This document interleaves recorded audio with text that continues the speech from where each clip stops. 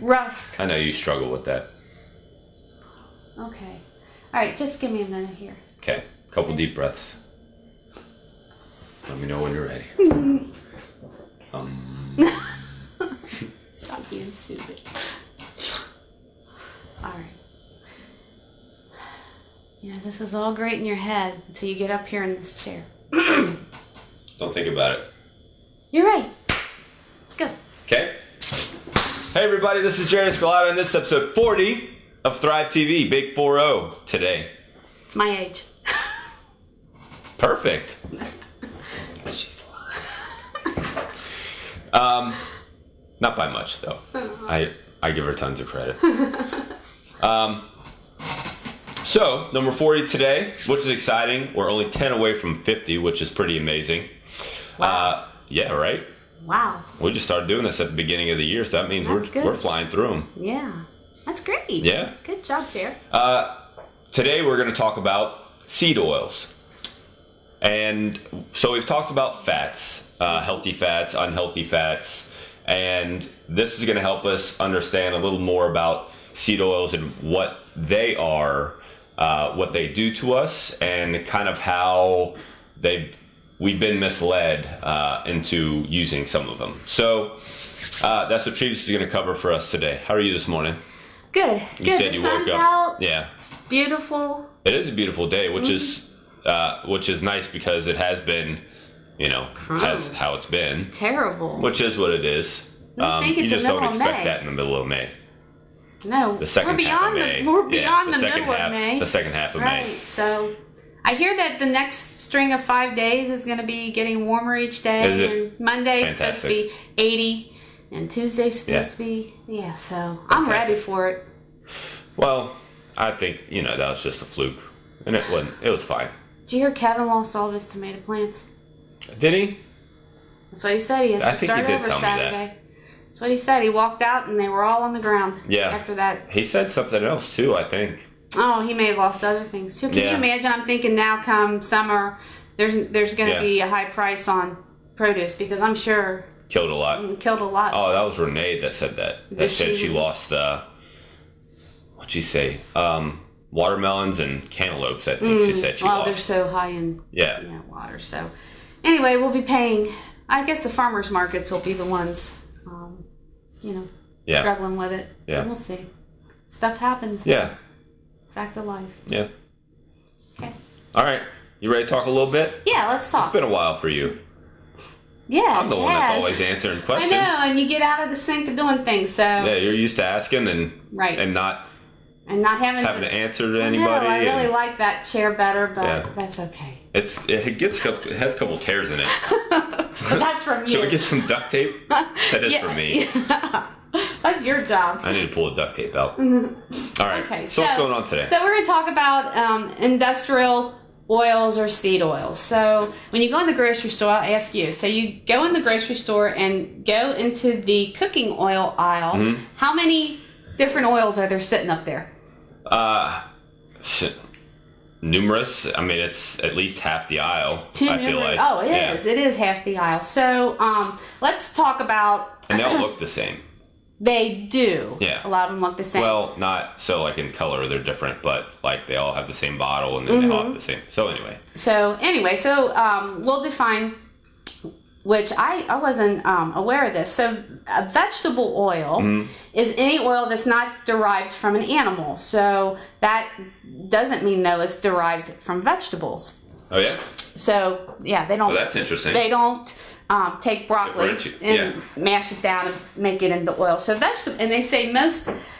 Back years ago, all we had was vegetable oil or corn oil. That vegetable oil is mainly soybean oil, and it's a mixture of some of the other oils. Really? So that's what's when it's on the label, vegetable oil. That's what that is. Okay. So, but there's hundreds of others. There's canola oil and sunflower oil and safflower oil. Sure, but vegetable oil that's labeled vegetable oil is typically mainly soybean oil. That's why you don't see soybean oil. Right. So, but all of those oils, canola, sunflower, safflower, all of those fall under the title of vegetable oil. Okay. Right. So, anyway, So that's all that, you know, we basically had back years ago. It's in a variety of products. So even if you know that those aren't good oils to have, even if you aren't buying them out of the bottle, you need to be reading what's in everything else out there. All of your processed food, all of your condiments is another place. Sure. Vegetable mayonnaise, all of those contain, and they don't just usually have one. They won't just have canola oil in them. There'll be a mixture of canola and sunflower oil. Right. So you really need to be careful if you're trying to avoid, and we'll talk about why you really don't want these kinds of oils. You need to be careful and not just think you're doing the right thing by not buying that oil off. Right. You need, it's everywhere by far. So make sure that that you're reading your labels. Once again, that's crucial when you're trying to avoid the bad things that are out there for us to eat. The other thing they do with, and it just kills me, that they have brainwashed people into believing that these types of oils are heart healthy oils for you, that they are better than, you know, extra virgin olive oil or coconut oil. Well, and that's simply looking at saturated fat being bad for you and unsaturated fat being bad for you. Right. But not breaking down the type of unsaturated fat. Go ahead. I'm sure you're gonna go ahead. Right, and not we're going to talk about that. So let's go back as a little refresher, and let's talk about fatty acid composition. So you know that we need omega-6 fats and we need omega-3 fats in our diet because those are essential fatty acids that we don't produce on our own. So we have to take them in. But you have to take them in a balanced ratio because omega-6 fats, even though we need them, we don't need very many of them. They're more inflammatory than omega-3s, which are anti-inflammatory. So many years ago, before we had the vegetable oil came out on the scene, and I'm talking back as far as caveman era. Our diet was more balanced. The omega-3s and omega-6s were basically in a 1-to-1 ratio. Because you didn't have all this synthetically derived stuff. So, and because of all of the processed food and all these different kinds of polyunsaturated fat oils that have come on the market, they are saying that ratio of omega-6 to omega-3 is as high as 16 omega-6 to 1 of omega-3. So right there you have created within your body this big inflammatory process that you're carrying around every day. And many studies have linked inflammation to chronic diseases such as diabetes, cardiovascular disease, cancer, you know, to go on, and you can name more and more. So now, but let's not get confused. So it can be the other way as well, but it's not going to be inflammation that's going to be the issue. So you can have too many omega-3s and not omega-6, although that's not going to happen. That's not going to happen in the Western diet typically. However, just because she's saying that omega-6 is the problem and omega-3 is what we need more of, but it can happen the other way. Like you could have too much omega-3 and not enough omega-6. Just to make sure that we're clear that it goes both ways. It's just the way that our life is, the way that our lifestyle is, and how the kinds of food we have. Right. Exactly. We have available to us. It's high omega-6. Right. And that's just maybe omega-3s. Right. So that's just what, like Jerry said, that, you know, the standard American diet has done to us. So we have to say, let's talk back history-wise where vegetable oils came out on and became so popular. So there's a couple of different reasons why. Back at the start of the century, Americans became very concerned about the unsanitary meat packaging factories because they didn't have standards established, and they became very, and that's where lard came from, a lot of, you know, my great-grandmother cooked with lard. So they became very hesitant to eat that kind of stuff, and they then, you know, back in 1960s and 70s, they started the war on fat, kind of started being created. So at that point in time, they had Crisco came out on the scene, which is a vegetable oil, and they started coming out with margarines, which were a butter substitute. And and I think it was like 1976 or whatever, McGovern went in front of the Senate and they changed the pyramid, and they really pushed that those were better products, more heart healthy for you to consume. And so that's where the shift started kind of going that way. People gave up butter and lard and animal saturated fats for these substitutes. And then because we didn't have the technology back many years ago to extract oils from seeds or beans, they didn't have them. So technology caught up. You had the War on Fat campaign became in existence. So that's where the American diet. It was mostly saturated fat. Right. Most up to that point, people people cooked with saturated fats. So that's where you saw the American diet become heavily based in these kinds of oils, vegetable oil first, polyunsaturated fat oils, so omega-6 oils, polyunsaturated fats, which are what is in all of these types of cooking oils, are they're good fats, but a lot of them are high in omega-6. So when you get your balance out is where you're creating all these issues.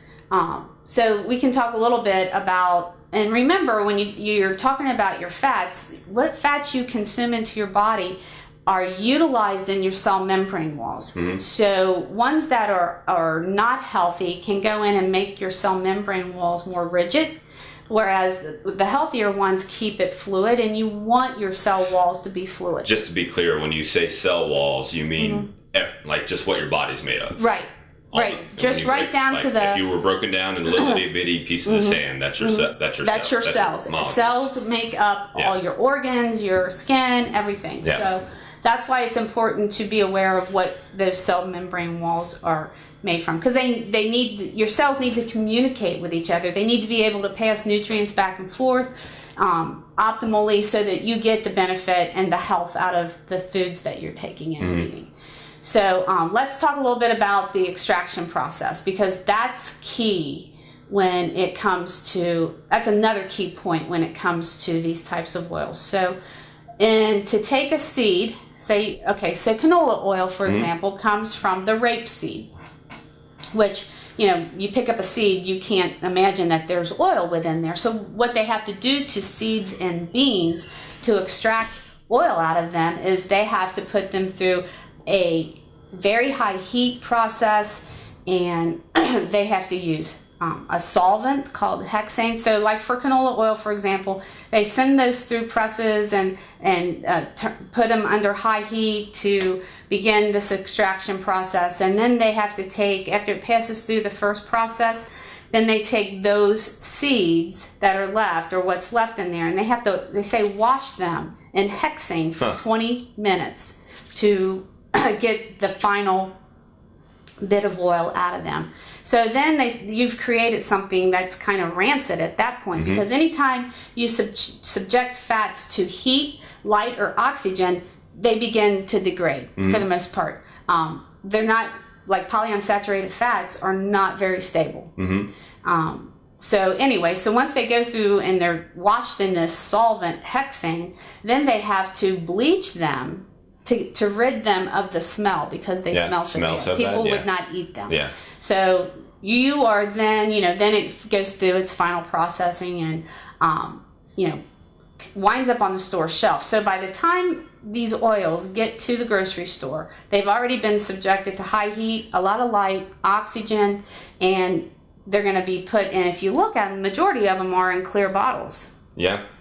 They're not all of them, pretty much, except olive oil. Is about the only thing that's put into glass bottles. So once again, they have not stopped that oxidation process that's going on, the degrading of that oil, and who knows how long that sits out there in that light colored bottle, because it's already gone through clear bottle. It's already gone through heat and light and oxygen in the processing, and now it's going to sit on your shelves under the bright store lights in a clear bottle. And that oxidation process further continues. And who knows how long that's Sitting there. Yep. So the reason the oxidation process is bad is polyunsaturated fats. Fats are classified according to how their molecules are strung together, and polyunsaturated fats are very susceptible to oxygen. The metabolic process has to use oxygen, but anytime you subject things to oxygen, they break down. Okay, so that's the whole oxidative stress that you try to avoid in your diet, is you don't want too much of that going on. It happens, but you try to limit. Right, it's just a byproduct of the metabolic process. But polyunsaturated fats are even more susceptible to oxygen. Right. And when oxygen comes in, they're double bonded. When oxygen comes in on one of those bonds, which it's going to do, it degrades that. It starts that degrading process. The thing you have to remember is that these polyunsaturated fats aren't just passing through your body. The ones on your notes? Yeah, right there. They're not passing through your body. These, see, that's right there. Yeah, I see them. They're not passing through your body. You're storing them in your cells. So you're carrying around. So if you eat a lot of these, fats. Right, you are storing that in your body, into your cells, and that's really a bad place for you to be. It's not healthy.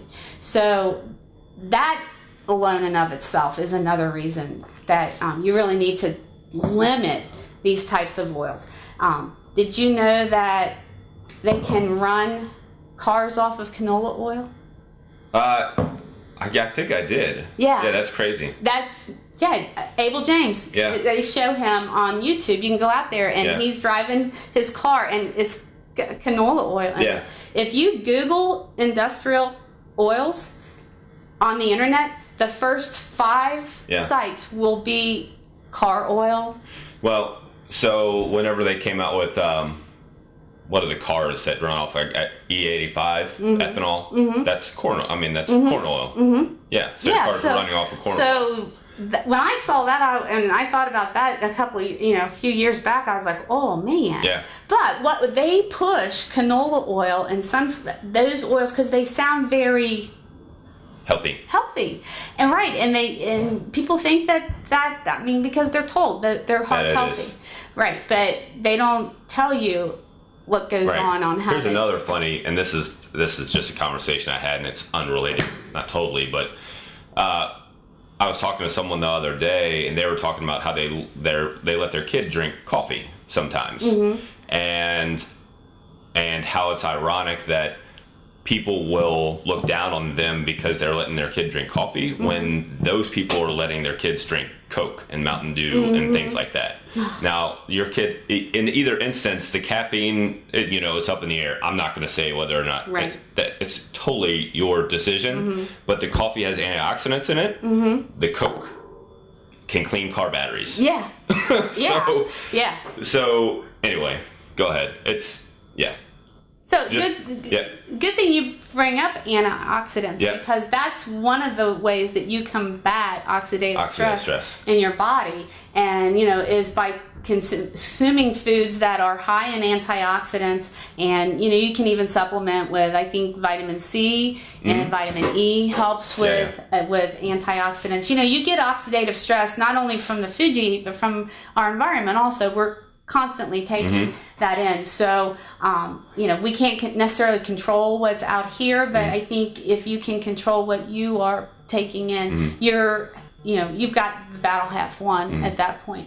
So, just remember when you are out in the grocery store and you're looking at these types of oils, don't fall for the marketing scheme that, these are heart healthy oils, because they're not.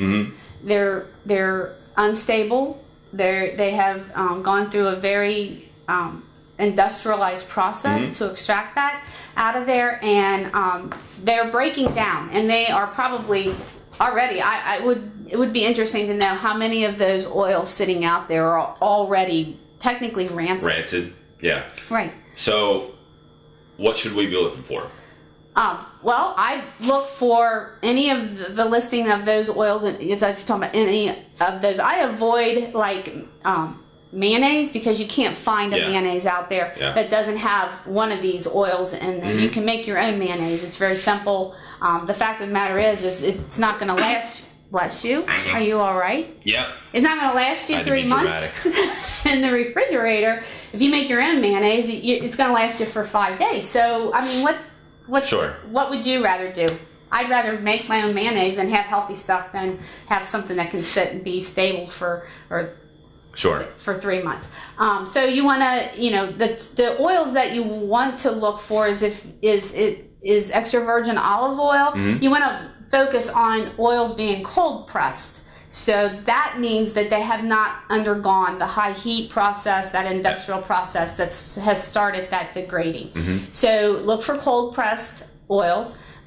Saturated fat is coconut oil, which is much more stable under high heat and can, sit, and it's not, subjected, it won't break down because of the light and all of that. So look for cold pressed coconut oil, cold pressed extra virgin olive oil, those kinds of things. Those are classed as really industrial oils because they're not from an animal. Coconut makes coconut oil. Yeah. And olive oil comes from olives. So they also fall into that category, except they're more healthy. Right. They're not high in polyunsaturated fats.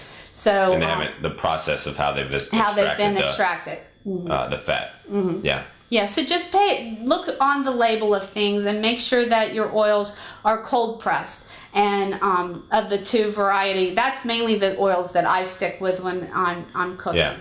Yeah.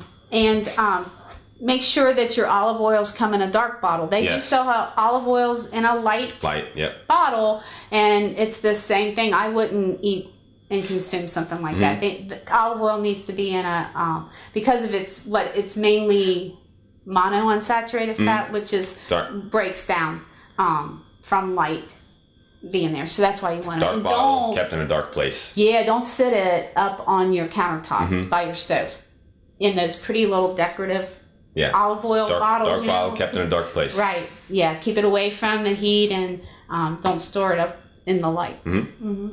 So, all right. Is that good?